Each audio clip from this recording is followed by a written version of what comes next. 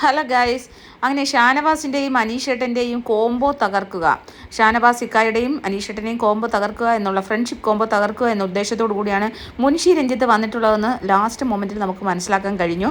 കാരണം അനീഷേട്ടനെ ചൊറിഞ്ഞ് ഇന്നലെ മുതൽ ചൊറിയുമായിരുന്നു. ആ ചൊറിഞ്ഞതിൻ്റെ പല പല കാര്യങ്ങൾ പുറത്തെന്തോ ഒരു വലിയ സംഭവമാണ്, അനീഷിനെ ഇങ്ങനെ ആൾക്കാർ ഓപ്പൺ അല്ല, കള്ളത്തരമാണ് പറയുന്നത് എന്ന് മാനിപ്പുലേറ്റ് ചെയ്ത് അങ്ങനെ ഒരു കള്ളം അവിടെ ഉണ്ടാക്കിക്കൊണ്ട് ഷാനവാസ് ഇക്കായെ ഒരു സംശയത്തിന്, അനീഷിനോടുള്ള ഒരു ഫ്രണ്ട്ഷിപ്പിൽ ഒരു സംശയത്തിൻ്റെ മുൾമുനയിൽ നിർത്താനായിട്ട് മുൻഷി രഞ്ജിത്തിന് കഴിഞ്ഞു എന്നുള്ളത് സത്യമാണ്. കാരണം മുൻഷി രഞ്ജിത്ത് നടുക്കിരിക്കുന്നു. ഇങ്ങനെ ആദ്യം തന്നെ കിച്ചണിലൊക്കെ അങ്ങനെയുള്ള വർത്തമാനങ്ങൾ, രാവിലെ ഒരു ബ്രേക്ക്ഫാസ്റ്റ് ഒക്കെ ഉണ്ടാക്കി, അനുമോള് എന്തോ ഒരു കറി ഉണ്ടാക്കി, അതുപോലെ തന്നെ ചപ്പാത്തിയും ദോശയായിരുന്നു.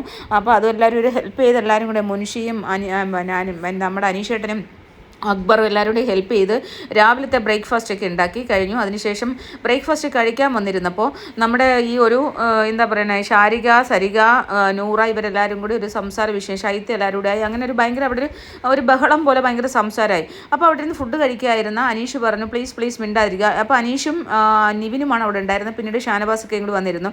അങ്ങനെ പ്ലീസ് മിണ്ടാതിരിക്കാൻ പറഞ്ഞു.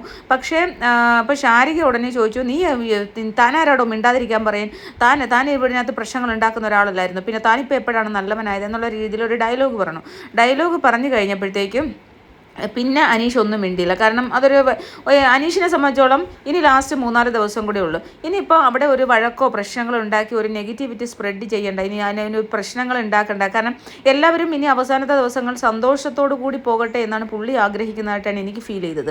അപ്പോൾ അങ്ങനെ വിചാരിച്ചിട്ട് പുള്ളി ഓക്കെ എന്ന് പറഞ്ഞു, ശരി എന്നും പറഞ്ഞ് അങ്ങനെ ഫുഡൊക്കെ കഴിച്ചു.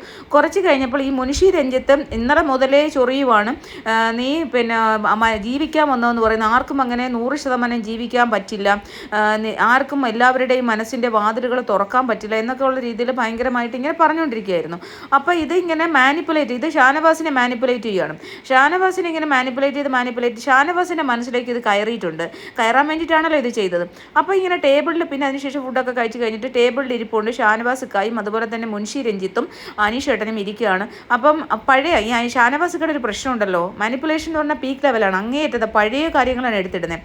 അപ്പോൾ ഒരു മോർണിംഗ് ആക്ടിവിറ്റിയിൽ അനീഷേട്ടൻ എല്ലാവരോടും ചോദിച്ചൊരു ചോദ്യമാണ്, നിങ്ങൾ ഇവിടെ ബിഗ് ബോസ് ഹൗസിൽ നിന്ന് ഇറങ്ങുമ്പോൾ ഒരു ഫോൺ നിങ്ങളുടെ ഫോൺ ഉണ്ടല്ലോ, സ്വന്തം ഫോൺ കയ്യിൽ കിട്ടുമ്പോൾ നിങ്ങൾ ആരെയായിരിക്കും ആദ്യം വിളിക്കുക, എന്തായിരിക്കും ആദ്യം ചോദിക്കുക എന്ന്. അപ്പോൾ അതൊരു ഫണ്ണായിട്ട് എടുക്കണമെന്ന് ബിഗ് ബോസ് പറഞ്ഞിട്ടുണ്ടായിരുന്നു ആ ടാസ്ക്. അപ്പം അനീഷേട്ടൻ്റെ സമയം വന്നപ്പോൾ പുള്ളി പറഞ്ഞു, ഞാൻ ആദ്യം ഫോൺ കിട്ടുമ്പോൾ എൻ്റെ അനിയൻ അഭീഷിനെ വിളിച്ചിട്ട് ചോദിക്കും, എടാ മോനെ കുഴപ്പമൊന്നുമില്ലല്ലോ, എനിക്ക് അങ്ങോട്ട് വരാമല്ലോ എന്ന്. ഇത് കോമൺ ആയിട്ടുള്ളൊരു ടോക്കാണ്, മിക്കവാറും എല്ലാവരും അങ്ങനെയൊക്കെ തന്നെയാണ് പറഞ്ഞത്. പക്ഷേ ഇത് ഷാനവാസ് ഇപ്പം കുറേ കാലം മുമ്പ് 4-5 ആഴ്ചകൾക്ക് മുമ്പ് നടന്ന സംഭവമാണ്. അതിപ്പോൾ അനീഷിനോട് ചോദിക്കുകയാണ്, നീ അങ്ങനെ പറഞ്ഞതിൻ്റെ കാരണമാണ് എനിക്കറിയേണ്ടത്. അപ്പോൾ നീ എന്താണ് ഇവിടെ നീ ഭയക്കുന്നത്, നിൻ്റെ സ്വന്തം നാട്ടുകാരെ നീ എന്താണ് ഭയക്കുന്നത്, നിൻ്റെ സ്വന്തം നാട്ടിലേക്ക് നീ പോകാൻ കഴിയാത്ത എന്ത് കള്ളമാണ് ഇവിടെ പറഞ്ഞത്, എന്ത് ഫേക്കാണ് നീ കാണിച്ചത് എന്നൊക്കെ പറഞ്ഞിട്ട് ചുമ്മാ ഇങ്ങനെ ഇല്ല ചൊറിയുമല്ലോ, ഭയങ്കരമായിട്ട് ചൊറിയാണ്. അത് 5 മിനിറ്റോ 10 മിനിറ്റോ 15 മിനിറ്റോ അല്ല, ഇങ്ങനെ മണിക്കൂർ, ഇപ്പോൾ തന്നെ 1.5 മണിക്കൂറായിട്ട് ഇത് തന്നെ സംസാരം. ഇടയ്ക്കിരുന്ന് മുൻഷി രഞ്ജിത്ത് ചെറുതായിട്ട് കുത്തി കൊടുക്കുന്നുണ്ട്. അപ്പം ഇവിടെ നീ 100 ദിവസം ജീവിക്കാനാന്ന് പറഞ്ഞാൽ അത് നീ ഫേക്കല്ലേ. അപ്പോൾ പറഞ്ഞു, ഞാൻ ഫേക്കല്ല, ഞാൻ 100 ദിവസം ജീവിക്കുകയാണല്ലോ ഇവിടെ ഞാൻ. അപ്പം നീ ഇവിടുന്ന് പോകണ്ട എന്ന് പറയുന്നത് നീ അപ്പം നോർമൽ അല്ലാത്തതുകൊണ്ടല്ലേ, പിന്നെ നീ ഇവിടെ 100 ദിവസം കഴിഞ്ഞ് ഇവിടെ തന്നെ താമസിക്കണമെന്ന് നീ നോർമൽ അല്ലാതെ. അപ്പോൾ പറഞ്ഞു, ആയിക്കോ, ചിലപ്പോൾ ആയിരിക്കും ഞാൻ അബ്നോർമൽ ആയിരിക്കുക എന്ന് നിനക്ക് തോന്നുമെങ്കിൽ, ഷാനവാസിന് അങ്ങനെ തോന്നുമെങ്കിൽ ഇപ്പോൾ എനിക്ക് എന്താ ചെയ്യാൻ പറ്റുക. അപ്പോൾ ഉടനെ പറഞ്ഞു, നീ വെല്ലം മനസ്സ് തുറന്നിട്ടേക്കെന്ന് പറഞ്ഞാൽ, എൻ്റെ മനസ്സ് ഇത്രയേ ഉള്ളൂ, എൻ്റെ ഹൃദയം ഇതാണ്, എൻ്റെ ഹൃദയത്തിനകത്ത് ഇത്രയേ ഉള്ളൂ, ഇനി ഇതിൽ കൂടെ ഞാൻ എന്ത് മറുപടി പറയാനാണ്. അപ്പോൾ നീ എന്താണ് അന്ന് പിന്നെയും ചോദിക്കുന്നുണ്ട്, നീ എന്താണ് നാട്ടുകാരെ പേടിക്കുന്നത്. ഞാനൊന്നും പേടിച്ചിട്ടില്ല, ഞാൻ അപ്പോഴും പറഞ്ഞല്ലോ, എനിക്ക് അപ്പോഴേ എന്താണ് നമുക്കറിയില്ലല്ലോ. അപ്പോൾ നാട്ടിൽ എന്താണ് നടക്കുന്നത്, നമ്മുടെ ഫോൺ കിട്ടുമ്പോൾ നമ്മൾ ആദ്യം നമ്മുടെ അനിയനെയല്ലേ സഹോദരനെയല്ലേ വിളിച്ച് ചോദിക്കുക, മാതാപിതാക്കളെ കണ്ടു കഴിഞ്ഞു.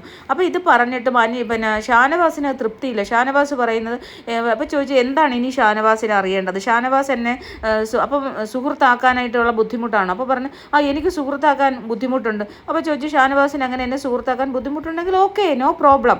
അപ്പോൾ ഉടനെ പറയുവാണ്, ഷാനവാസ് പറയുകയാണ്, എനിക്ക് നിന്നെ 60% വിശ്വാസമുള്ളൂ, അപ്പോൾ ഇനി ബാക്കിയുള്ള വിശ്വാസത്തിന് ഞാൻ എന്താണ് ചെയ്യേണ്ടത്, നീ ഫേക്കായിട്ടാണ് സംസാരിക്കുന്നത്, നീ പറയുന്നതിന് കൃത്യമായ മറുപടിയല്ല.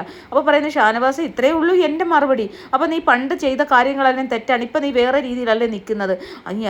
എന്നും മനുഷ്യൻ ഒരുപോലെ നിൽക്കാൻ പറ്റുമോ, ഞാൻ പിന്നെ അങ്ങനെ ചെയ്തിട്ടുണ്ട്, അത് കറക്റ്റാണ്, പക്ഷെ ഞാൻ ഇപ്പം ഇങ്ങനെയാണ് നിൽക്കുന്നത്, ഞാൻ ഇങ്ങനെയൊക്കെ തന്നെ ആണ്, എൻ്റെ സ്വഭാവമാണ് ഈ കാണിച്ചതെല്ലാം, ഞാൻ ഇങ്ങനെ തന്നെയാണ്, എൻ്റെ ക്യാരക്ടറാണ് ഞാനിവിടെ കാണിക്കുന്നത്.